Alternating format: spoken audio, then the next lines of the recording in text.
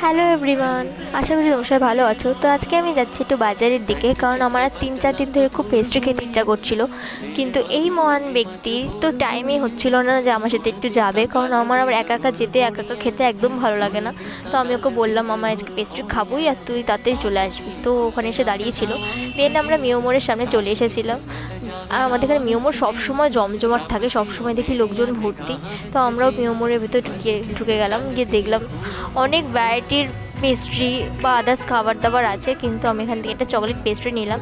কিন্তু দুর্ভাগ্যবশত এই পেস্ট্রিটা আমার কপালে ছিল না, কারণ ওকে বলেছিলাম একটু ধরতে, আর ও ধরতে গিয়ে পুরো উল্টে দিল। তো আর কী করা যাবে। ও একটা ফিশের আইটেম নিয়েছিল, দেন আমি আবার নেক্সট পেস্ট্রিটা যখন আনতে গেলাম এসে দিকে ফিশের আইটেম খাওয়া শেষ, মানে সিরিয়াসলি। তো আমিও এখানে খেতে শুরু করে দিলাম। তো আজকের জন্য এই অবধি। ভালো লাগলে লাইক কমেন্ট শেয়ার এবং সাবস্ক্রাইব করে তোমার চ্যানেলটা। আজকের জন্য টাটা, দেখা হচ্ছে পরের ব্লগে।